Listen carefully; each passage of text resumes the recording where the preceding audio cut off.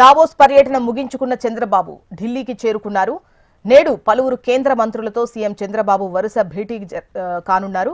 కేంద్ర ఆర్థిక వ్యవసాయ గ్రామీణాభివృద్ధి శాఖల మంత్రులతో సమావేశమవుతారు. ఫిబ్రవరి 1వ తేదీన పార్లమెంట్లో కేంద్ర బడ్జెట్ను ప్రవేశపెట్టే యోచనలో కేంద్ర ప్రభుత్వం ఉంది. ఈ నేపథ్యంలో కేంద్ర మంత్రులతో చంద్రబాబు వరుస భేటీలు జరపనున్నారు. ఉదయం 11 గంటలకు నిర్మలా సీతారామన్తో సమావేశమవుతారు. ఆ తర్వాత వ్యవసాయ శాఖ మంత్రి శివరాజ్ సింగ్ చౌహాన్తో భేటీ అవుతారు.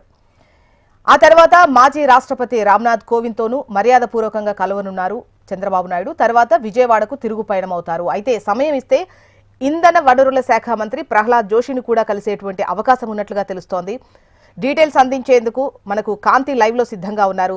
కాంతి, చెప్పండి, ఇవాళ ఢిల్లీలో ఏపీ సీఎం స్కెడ్యూల్ ఏ విధంగా ఉంది? ఎవరెవరిని కలవనున్నారు? Jyotsna, AP CM Chandrababu Naidu Davos పర్యటన ముగించుకుని తెల్లవారుజామున ఢిల్లీకి చేరుకున్నారు. ఈరోజు సీఎం చంద్రబాబు నాయుడు ఢిల్లీలో బిజీగా గడపనున్నారు.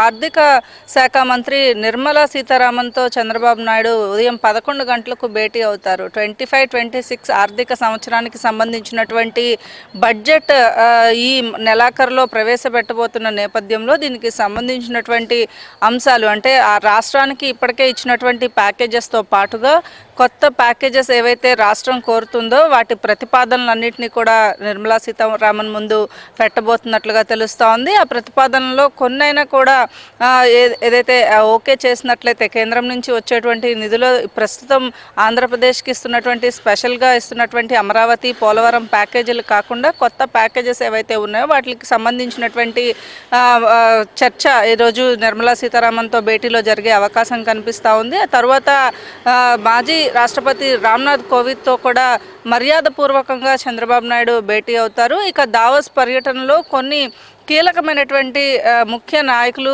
ముఖ్య పారిశ్రామికవేత్తలతోటి చంద్రబాబు నాయుడు బిజీగా గడిపిన నేపథ్యంలో దీనికి సంబంధించి, అంటే రాష్ట్రానికి పెట్టుబడుల విషయంలో కొంత దావోస్ పర్యటనలో సీఎం చంద్రబాబు నాయుడు మాట్లాడడమే కాకుండా ఏదైతే పీపుల్స్ పార్టిసిపేషన్ కోరుతూ ఆంధ్రప్రదేశ్ కొత్త నినాదంతో ముందుకు వెళ్తుందో ప్రవాసాంధ్రులకు సంబంధించినటువంటి భేటీలో కూడా సీఎం చంద్రబాబు నాయుడు ఆంధ్రప్రదేశ్కి సంబంధించినటువంటి పీపుల్స్ పార్టిసిపేషన్కి, అలాగే భారతదేశంలో పుట్టినందుకు భారతదేశానికిలో భాగంగా రాష్ట్రానికి ఏం చేయబోతున్నారు అనే అంశానికి సంబంధించి ఒకసారి ఆలోచించుకోవాలని చర్చించినట్లుగా కూడా తెలుస్తుంది. దాదాపుగా దావోస్ పర్యటనలో 15 మంది సీఈఓలతోటి, కొన్ని కంపెనీస్కి సంబంధించినటువంటి ప్రతినిధులతోటి ఆయన భేటీ అయ్యారు. అలాగే రాష్ట్రానికి ఏమి అవసరం ప్రస్తుతం అనే విషయంలో కొంత చంద్రబాబు నాయుడు దావోస్ పర్యటనలో కొంత కీలకమైనటువంటి భేటీలు అయితే జరిపినట్లుగా తెలుస్తూ ఉంది. ఇక ఏదైతే గ్రామీణాభివృద్ధి శాఖ మంత్రితోటి ఆయన భేటీ అవుతారు. ఆ తర్వాత ఒకవేళ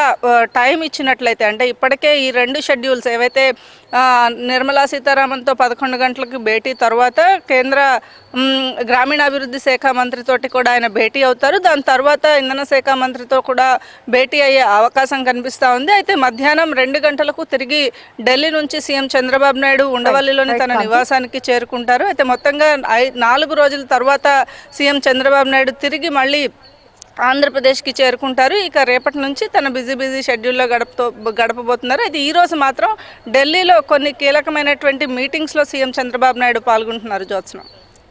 రైట్ కాంతి.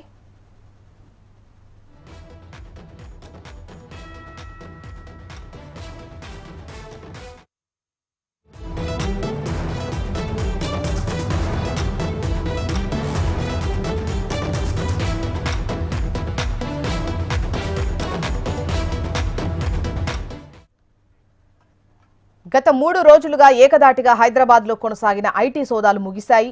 3 రోజులుగా సినీ ప్రముఖులపై చేసిన ఐటీ సోదాలు ముగిశాయి.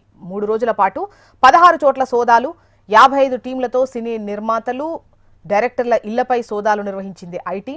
సంక్రాంతికి విడుదలైన భారీ బడ్జెట్ సినిమాల నిర్మాతలను టార్గెట్గా సోదాలు జరిగినట్లు తెలుస్తోంది. పుష్ప 2 సినిమా కలెక్షన్స్ నేపథ్యంలో సోదాలు జరిపారు. పుష్ప 2 సినిమా నిర్మాతలు, డైరెక్టర్ ఇళ్లలోనూ సోదాలు చేశారు. ప్రముఖ కంటెంట్ సంస్థ మ్యాంగో పైన ఐటీ సోదాలు జరిగాయి. ప్రముఖ ఫైనాన్స్ సంస్థ సత్యరంగయ్య ఇంట్లో సైతం ఐటీ సోదాలు జరిగాయి. ఫైనాన్సర్, నిర్మాత నెక్కంటి శ్రీధర్ ఇంటిలో, నెల్లూరు ప్రతాపరెడ్డి ఇంట్లో 2 రోజుల పాటు సోదాలు నిర్వహించింది ఐటీ. ఎన్ఆర్ఐ నిధులను సమకూర్చడంలో నెల్లూరు ప్రతాపరెడ్డి సిద్ధహస్తుడిగా పేరొందారు. ఐటీ సోదాలు భారీగా నిధుల గోల్మాల్ చేసినట్లు గుర్తించారు.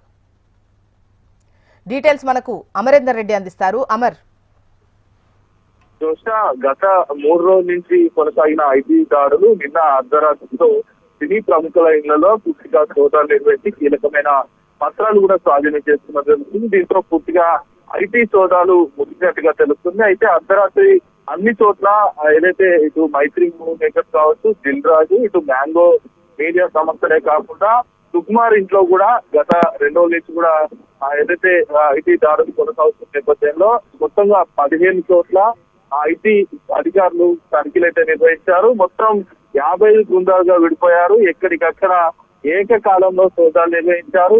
ఏదైతే సినీ ఇండస్ట్రీలో బడా బడ్జెట్ మూవీతో నిర్మించినటువంటి ఏవైతే సినిమాలు ఉంటాయో, సినిమాలు ఏదైతే సంబంధించిన ఏదైతే గేమ్ చేంజర్, సంక్రాంతికి వస్తున్నాం, పుష్ప 2 ఇలా చాలా మూవీలు నిర్మాతలకు సంబంధించి భారీగా బడ్జెట్ కేటాయించడంతో ఈ బడ్జెట్ కి కేటాయించిన సమయంలో ఐటీలో దానికి సంబంధించిన చూపించారా లేక బ్యాలెన్స్ షీట్లకు సంబంధించి 2021 నుంచి 24 వరకు భారీ బడ్జెట్ మూవీలకు సంబంధించి ఇటు గతంలో నిర్మించినటువంటి సినిమాలు కావచ్చు, ప్రస్తుతం భారీగా సమకూర్చి బడ్జెట్ తో సినిమాలు తీశారు కాబట్టి ఈ బడ్జెట్ ఎలా సమకూరింది, దానికి సంబంధించిన ఐటీ ఎవిడెన్స్ అన్నింటినీ కూడా పూర్తి స్థాయిలో తనిఖీలు అయితే చేసినటువంటి నేపథ్యం అయితే ఉంది. ముఖ్యంగా దిల్ రాజ్ తో పాటు వాళ్ళ సోదరుడైనటువంటి దిలీష్, మరోవైపు నరసింహారెడ్డి, ఇలా వాళ్ళ కూతురైనటువంటి హన్సారెడ్డి, అంటే ఇలా చాలా మంది ఇళ్లలో కూడా సోదాలు నిర్వహించారు. హన్సారెడ్డి కూడా